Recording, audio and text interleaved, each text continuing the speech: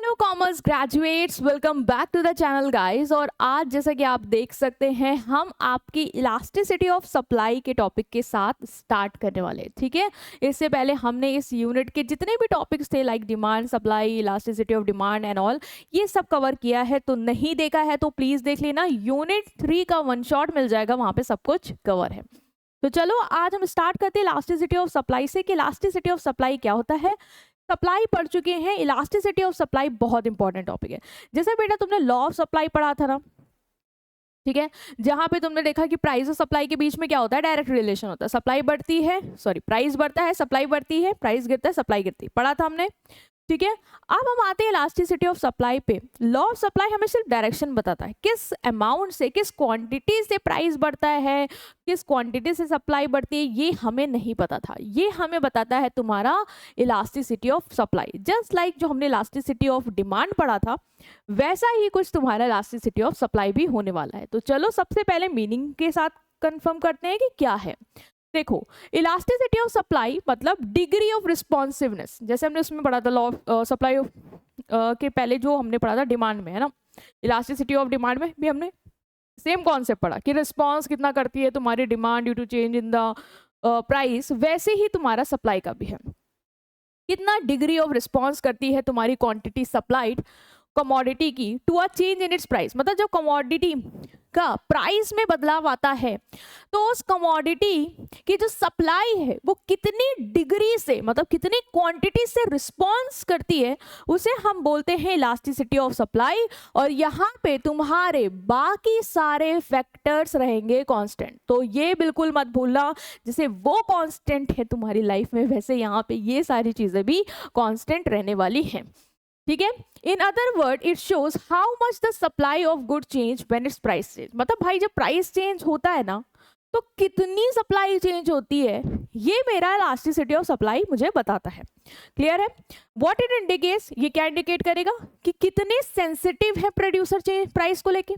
भाई प्रोड्यूसर क्या करेगा, जब उसको ज्यादा प्राइस मिल रहा होगा मार्केट में तो वो ऑटोमेटिकली सप्लाई बढ़ाएगा। भाई कौन नहीं चाहता ज्यादा प्राइस में बेच के ज्यादा प्रॉफिट कमाना, ऑटोमेटिकली एवरीवन वांट दैट। तो सप्लायर कितना सेंसिटिव है प्राइस चेंज को लेके।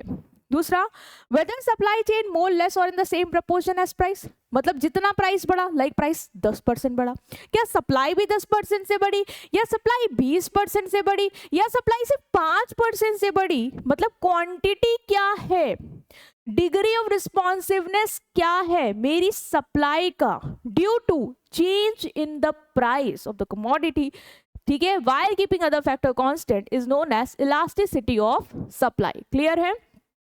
फॉर्मूला इसका भी याद रखना है तुम्हें, सेम है परसेंटेज के सेंस में, like percentage change in quantity supplied upon percentage change in price. जैसे तुमने उसमें पढ़ा था इलास्टिसिटी ऑफ डिमांड में, क्या पढ़ा था, percentage change in quantity demand upon percentage change in price. Similarly तुम्हारा ये भी है percentage change in quantity supplied upon percentage change in price. ठीक है बेटा, तो तुम्हें क्या याद रखना है, तुम्हें मोटा मोटा याद रखना है कि इलास्टिसिटी ऑफ सप्लाई मतलब होता है degree of responsiveness of quantity supplied of a commodity due to change in its price while keeping other factor constant। Formula क्या है आपका, percentage change in quantity supplied upon percentage change in price. Clear है? Next हम आते हैं बेटा types of elasticity of supply पे। ठीक है, कितने टाइप्स हैं मैम, हमने डिमांड में तो बहुत सारे पढ़े, हमने प्राइस इलास्टिसिटी ऑफ डिमांड पढ़ा, हमने इनकम इलास्टिसिटी ऑफ डिमांड पढ़ा, हमने क्रॉस इलास्टिसिटी ऑफ डिमांड पढ़ा। इसमें कितने टाइप्स पढ़ेंगे, तो इसमें बेटा हम स्टार्ट करेंगे तुम्हारे इलास्टिसिटी ऑफ सप्लाई से। इसके टाइप जैसे तुमने वहां पे पढ़े थे 5, वैसे यहाँ पे भी तुम्हारे 5 है, मतलब प्राइस की वजह से जो सप्लाई में चेंज आ रहा है उसके टर्म में। ठीक है, यहाँ पे तुम्हारा वो जो क्रॉस और वो इनकम था वो ऐसा कुछ नहीं है। ठीक, क्योंकि हम यहाँ प्रोड्यूसर पॉइंट ऑफ व्यू से सोचते हैं ना कि कंज्यूमर पॉइंट ऑफ व्यू से। ओके, तो हमें सिर्फ प्रोड्यूसर के पॉइंट ऑफ व्यू से 5 यहाँ पे इलास्टिसिटी ऑफ सप्लाई है जो याद रखनी है। पहला क्या है बेटा, पहला है तुम्हारा परफेक्टली इन इलास्टिक सप्लाई। देखो तुम डिमांड पढ़ के आए हो, ठीक है, तुम इलास्टिसिटी ऑफ डिमांड पढ़ के आए हो, वैसे ही कॉन्सेप्ट यहाँ पे भी है, बस सप्लाई हम बोलेंगे।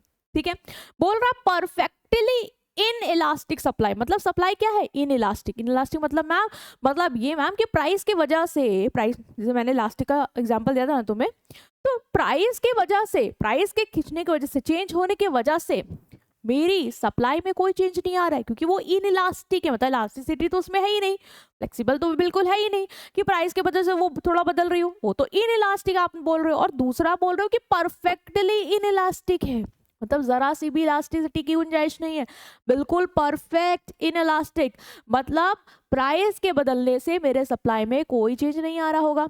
ठीक है, तो क्या बोलता है, ये बोलता है कि परफेक्टली इलास्टिक सप्लाई एक ऐसी सिचुएशन है जहां पे क्वांटिटी सप्लाई चेंज नहीं होती, does not change at all even when the price of commodity change, मतलब कमोडिटी का प्राइस बदल रहा है लेकिन फिर भी मेरी जो सप्लाई है वो इतना सा भी नहीं चेंज होती, इसे हम बोलते हैं परफेक्टली इन इलास्टिक सप्लाई। ठीक है, मतलब सप्लाई मेरी फिक्स रहेगी वॉट एवर द प्राइस में। देखो इसी तरह से तुम्हारा डायग्राम भी बना है। ठीक है, इसको मारो P1 P2 P3, प्राइस मेरा 1 2 3, मतलब बढ़ गया प्राइस मेरा, बट क्या मेरी सप्लाई बढ़ी, नहीं, सप्लाई मेरी जो भी क्वांटिटी थी वही ही है, मतलब there is no change in supply. जैसे तुमने इलास्टिसिटी ऑफ डिमांड में परफेक्टली इन इलास्टिक डिमांड पढ़ा, वहां पे भी तो ऐसा ही बन रहा था। ठीक है, तो यहाँ पे भी वैसे ही हमें डायग्राम देखने को मिलेगा, और जो हमारा ग्राफ है वो क्या है तुम्हारा, वर्टिकल टू वाई एक्सिस। ठीक है, ये चीज याद होनी चाहिए। ये इलास्टिसिटी ऑफ सप्लाई यहाँ पे तुम्हारी क्या है, 0, मतलब कोई भी चेंज ही नहीं आ रहा तुम्हारा इलास्टिसिटी ऑफ सप्लाई में। ये किस केस में होता है, जब rare coins, old coin, stamp, unique artwork. अब भाई यूनिक आर्टवर्क है, रेयर कॉइन्स है ही नहीं, रेयर है, तो भले ही कितना भी प्राइस बढ़ता जाए तुम क्या सप्लाई बढ़ा दोगे, नहीं, वो तो कॉइन रेयर है ना, दुनिया में एक ही है, अभी कहाँ से सप्लाई बढ़ा दोगे। तो इन केस में क्या होती है, इनकी जो सप्लाई होती है वो क्या होती है, परफेक्टली इन इलास्टिक सप्लाई होती है। प्राइस कितना भी बढ़ जाए हम 1 से 2 नहीं कर सकते। ठीक है, क्लियर है। तो इलास्टिसिटी ऑफ सप्लाई बेटा क्या है तुम्हारी यहाँ पे, 0। डायग्राम भी याद रखना तुम्हें। ठीक है, तुम वाई एक्सिस बनाओगे, एक्स एक्सिस बनाओगे, द क्वांटिटी सप्लाई लिखोगे, द प्राइस, प्राइस को तुम शो करना बढ़ रहा है बट सप्लाई उसके कांस्टेंट ही है। ठीक, मतलब पी पे भी उतनी सप्लाई, P2 पे उतनी सप्लाई, इतने भी, मतलब सप्लाई मेरी नहीं चेंज हो रही है। ठीक, नेक्स्ट आते हैं हम तुम्हारे दूसरे टाइप पे, that is perfectly elastic supply. बोल रहा है परफेक्टली इलास्टिक है, मतलब इलास्टिक है, मतलब चेंज आएगा, जैसे जैसे प्राइस बदलेगा वैसे वैसे मेरी सप्लाई भी बदलेगी। और परफेक्टली इलास्टिक है, मतलब जो सप्लाई में चेंज आ रहा है ना वो ज्यादा होगा as comparative to change in price, क्योंकि ये परफेक्टली इलास्टिक है। ठीक, क्या बोलता है, perfectly elasticity of supply refers to a situation where quantity supplied changes even without any change in price, मतलब प्राइस नहीं बदल रहा है तुम्हारा, यहाँ पे प्राइस नहीं बदल रहा है, वो जो मैंने बोला अभी ना, प्राइस चेंज होगा, नहीं, प्राइस नहीं चेंज होगा, प्राइस वही है, सप्लाई चेंज हो रही है तुम्हारी। ठीक है, without even change in price, ये तुम्हारा वो जो लास्ट वाला हमने पढ़ा था ना डिमांड वाले केस में, परफेक्टली इलास्टिक डिमांड, वो वाला ही केस है सप्लाई का केस।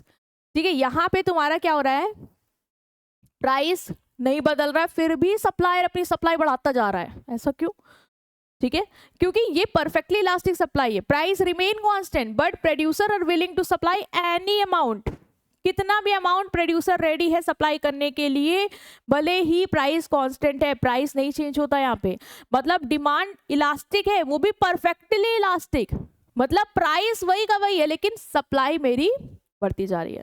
यहाँ पे इलास्टिसिटी ऑफ सप्लाई तुम्हारा इन्फिनिटी होगा, याद रखना।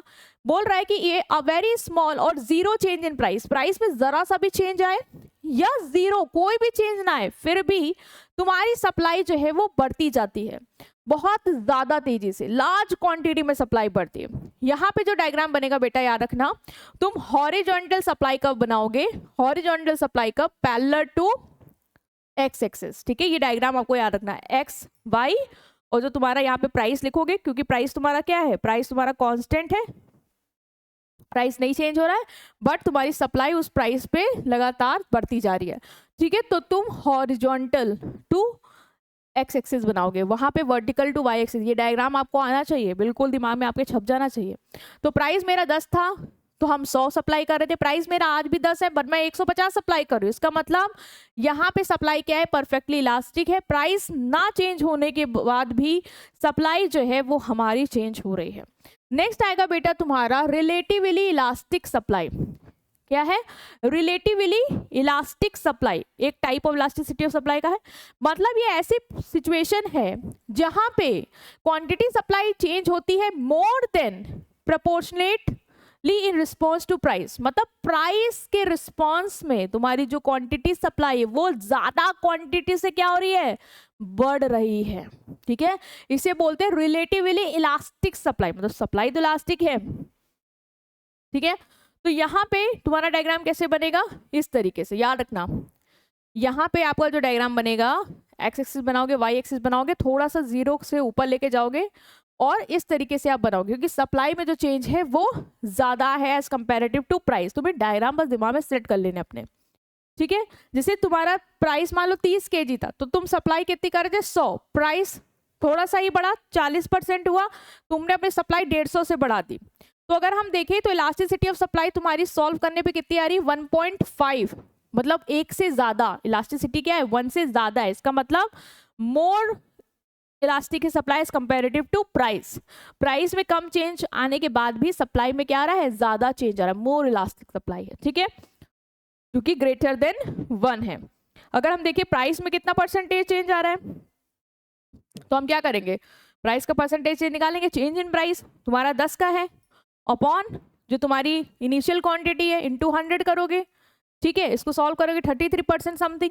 और चेंज इन क्वांटिटी सप्लाई भी निकाल लो, 50 अपॉन 100 इंटू 100 मतलब 50%। मतलब प्राइस में सिर्फ 33 का कुछ परसेंटेज चेंज आ रहा है और बट सप्लाई में 50% से बदलाव है। इसका मतलब परसेंटेज चेंज जो तुम्हारा सप्लाई का है वो मोर है as compare to percentage change in your price. इसीलिए हम इसको क्या बोलते हैं, रिलेटिवली इलास्टिक सप्लाई। ये कॉन्सेप्ट याद रखना और ये डायग्राम याद रखना, फ्लैट एरो बनेगा। ठीक है, नेक्स्ट आएंगे रिलेटिवली इन इलास्टिक सप्लाई। ये क्या होती है, यहाँ पे क्या होगा, जो तुम्हारी कमोडिटी की सप्लाई है रिलेटिवली इन इलास्टिक है बेटा। रिलेटिवली इन इलास्टिक मतलब परसेंटेज चेंज जो आप क्वांटिटी सप्लाई में आ रहा होगा वो लेस होगा as compare to percentage change in price. Price ज्यादा बदलाव से बढ़ेगा बट सप्लाई उतनी उससे नहीं बढ़ेगी। वहां पे था रिलेटिव इलास्टिक, तो तुमको याद रखना सप्लाई ज्यादा बढ़ेगी कंपेयर टू प्राइस। बट जब आएगा रिलेटिवली इन इलास्टिक तो तुमको याद रखना है कि प्राइस ज्यादा बढ़ेगा as comparative to supply. Supply उतना नहीं बढ़ेगी। That is relatively elastic when percentage change in quantity supply is less है than percentage change in price। मतलब प्राइस ज्यादा बदलेगा और सप्लाई कम। जैसे प्राइस मान लो 1000 यूनिट था तो तुम 20 यूनिट सप्लाई कर रहे थे, प्राइस 2000 पर यूनिट था तो तुम 30 करने लगे। मतलब प्राइस देख रहे हो 1000 से 2000 ज्यादा बढ़ा बट सप्लाई उतनी ज्यादा नहीं बढ़ी। प्राइस हमने दुगना कर दिया बट सप्लाई उतनी उससे नहीं बढ़ी। यहाँ पे बेटा याद रखना सप्लाई कर्व स्टीप बनेगा। वहां से तुमने ऐसे ड्रॉ किया था, यहाँ से तुम्हें ऐसे ड्रॉ करना है, जो शो करेगा स्मॉलर चेंज है क्वांटिटी सप्लाई में एज कंपेयर टू प्राइस। तो आपको कर्व वगैरह भी अच्छे से याद रखने। नेक्स्ट है तुम्हारा last, that is unit elastic supply. That is price elasticity यहाँ क्या होगी, 1 के इक्वल, मतलब दोनों में बराबर चेंज आएगा। ठीक, तो इसका मतलब supply of commodity is unit elastic when percentage change in quantity supply is exactly equal to percentage change in price। मतलब जितना प्राइस में बदलाव आ रहा है उतना ही तुम्हारा सप्लाई में भी चेंज आ रहा है।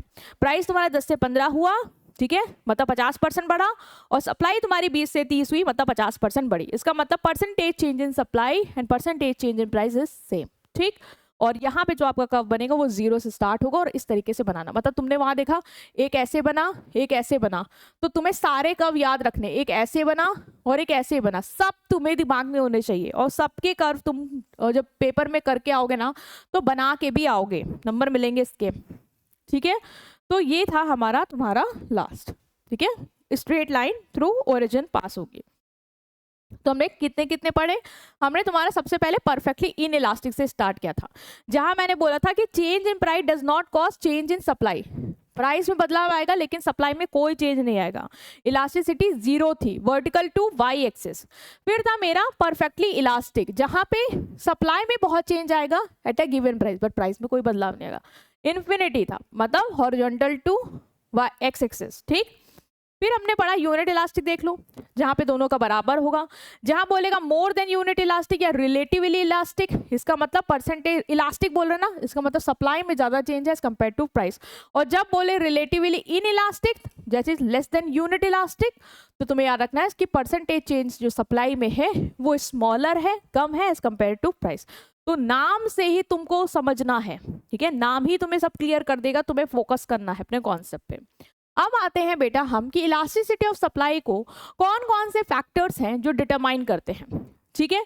इलास्टिसिटी ऑफ सप्लाई हमें बताती है कि कितनी क्वांटिटी सप्लाई बदलेगी due to change in price, और ये कुछ फैक्टर्स पे डिपेंड करती है, वो फैक्टर्स हम पढ़ेंगे। सबसे पहला सप्लाई कितनी क्वांटिटी से बदलेगी प्राइस के बदलने पे, ये इस फैक्टर पे डिपेंड करती है कि पॉसिबिलिटी क्या है प्रोडक्शन से शिफ्ट होने की। मान लो प्रोडक्शन से शिफ्ट होने की पॉसिबिलिटी है, जैसे चावल है, हम वीट उगा रहे हैं, चावल के प्राइस बढ़ गए और हम स्विच कर सकते हैं चावल पे, तो यहाँ पे इलास्टिसिटी ऑफ सप्लाई होगी, है ना। प्राइस बढ़ा तो I am able to switch कि मैं अपनी सप्लाई बढ़ा दूं, नहीं कर पाएंगे तो नहीं होगी, ठीक है। वही बोलेगा कि सप्लाई इलास्टिसिटी डिपेंड करती है कि how easily producer can shift resource from one product to another. अगर प्रोड्यूसर अपने रिसोर्सेज को एक प्रोडक्ट से दूसरे प्रोडक्ट पे शिफ्ट कर सकते हैं इजिली, तो सप्लाई इलास्टिक होगी, मोर इलास्टिक होगी। और अगर नहीं शिफ्ट कर सकते तो सप्लाई इन इलास्टिक होगी। मान लो फार्मर अगर अपना लैंड और लेबर, उसको पता चला कि वीट से राइस में ज्यादा फायदा हो रहा है, राइस का प्राइस बढ़ रहा है, और उसको है कि ठीक है हम अपना लेबर और लैंड जो है वो राइस उगाने पे लगा देते हैं, ठीक है, वो शिफ्ट कर सकता है, इजीली है उसके लिए, तो सप्लाई बढ़ जाएगी कि नहीं बढ़ जाएगी, तो सप्लाई क्या होगी, इलास्टिक होगी, बहुत इलास्टिक होगी। और अगर नहीं बढ़ पाएगा तो भाई इनइलास्टिक होगी, हम नहीं बढ़ा सकते, ठीक। नेक्स्ट है लेंथ ऑफ टाइम। बेटा टाइम भी इंपॉर्टेंट रोल प्ले करता है इलास्टिसिटी ऑफ सप्लाई में। अगर टाइम कम है, शॉर्ट रन है, तो डिफिकल्ट होगा कि हम प्रोडक्शन बदल पाए, तो सप्लाई क्या होगी, इनइलास्टिक होगी। अगर लॉन्ग रन है और प्रोड्यूसर एक्सपैंड कर सकता है, मतलब अपना लैंड भी बढ़ा सकता है, लेबर भी और हायर कर सकता है, टेक्नोलॉजी भी बढ़ा सकता है, तो फिर सप्लाई क्या होगी, मोर इलास्टिक होगी, ठीक है, ठीक है, रिलेटिवली इलास्टिक होगी। तो याद रखना अगर शॉर्ट रन है, शॉर्ट रन मतलब ऐसा टाइम पीरियड जहां पे तुम्हारे पास इतना समय नहीं है कि तुम लेबर लैंड ये सब बढ़ा पाओ, ठीक है, तो तुम सप्लाई ज्यादा नहीं इंक्रीज कर पाओगे, सप्लाई वहां पे इनइलास्टिक होगी रिलेटिवली, ठीक है, ज्यादा नहीं बढ़ा पाओगे, बस एक दो फैक्टर से ही, क्योंकि शॉर्ट रन में क्या होता है सारे फैक्टर्स नहीं बढ़ सकते, एक दो कांस्टेंट रहेंगे ही रहेंगे, तो जितना बढ़ा सकते हो कुछ फैक्टर से बढ़ा सकते हो, इसलिए रिलेटिवली इनइलास्टिक रहेगी। लेकिन लॉन्ग रन में तुम सारे फैक्टर चेंज कर सकते हो, चाहे वो टेक्नोलॉजी हो, लेबर हो, लैंड हो, मतलब फिक्स वेरिएबल एवरीथिंग, तो वहां पे सप्लाई बढ़ जाएगी, ठीक है, तो रिलेटिवली इलास्टिक होगी। नेक्स्ट है behaviour of cost of production.